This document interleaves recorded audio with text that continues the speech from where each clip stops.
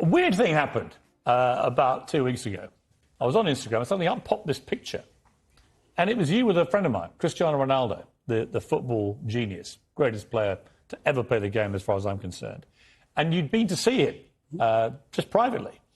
And he was saying how great it was that he'd met you and you'd gone there. And all hell broke loose. He was bombarded with people saying this is outrageous, legend over, legacy finished, none of which would have bothered him because he'd heard all this kind of thing before. But the venom of it was, from certain quarters, was so pathetic, it seemed to me. So first of all, what were you doing with Cristiano? Why were you there? Well, he invited me to come and see him, and he had had some trouble in his life a few months ago, and a friend of his sent him some of my videos, and he said he had watched those, and then he read my book, one of my books, and found them very helpful, and he wanted to talk. So I went out to his house, and we talked for about 2 hours. And he showed me all his equipment for keeping himself in tip-top condition, and we talked a bit about his companies, but mostly we talked about what he wanted in the future and some of the obstacles that he's facing while pursuing that. And so we had a strategic conversation, I would say, on those topics for about 90 minutes. Were you, in a way, the Ted Lasso figure in his life? Well, that's what it felt like. He didn't realise he was missing? Yeah. Well, I think maybe he did realise that he was missing it because he seemed to have found it to some degree in those lectures. And so, I always like to hear not only what people are up to, but what they want. And one of the things I loved about my clinical practice, which was very much predicated on this, like, well, you're miserable, let's say, and not to say that he was, because he has a good life in many ways, but if you could envision a path forward out of your misery, let's say, to somewhere better, what would that look like? And it's not a question people ask themselves with enough depth.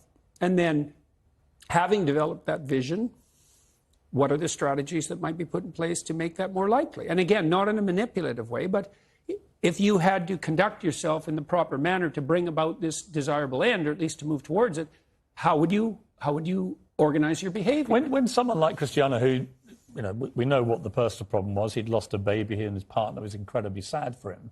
And professionally, after that, a lot of turmoil as to whether he was going to stay at his club and so on and so on.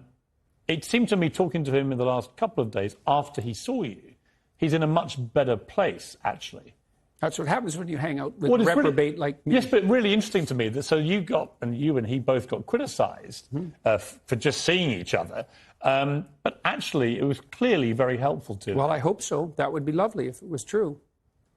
It's a weird position, isn't it? There's you, Dr. Jordan Peterson, this guy that comes out of Canada, lecturing students, and then you're at the home of the greatest football player of all time, and you're genuinely helping him. I mean, Ronaldo is known as one of the most mentally strong athletes has ever been. Yeah, right. Not just physically, but mentally strong. And yet he needed someone like you to help him. I find that really fascinating.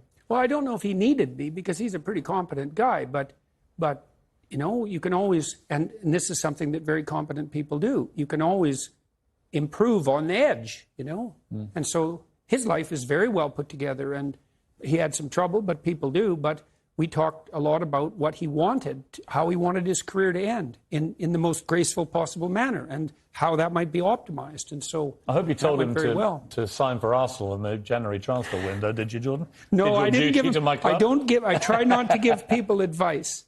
But I mean, I'm curious on that because he's obviously reaching, not the end of his career by any means. He's still a world-class player and he's incredibly fit, so he could play for another 3-4 years perhaps. But what is an end game for someone who's achieved everything in the game?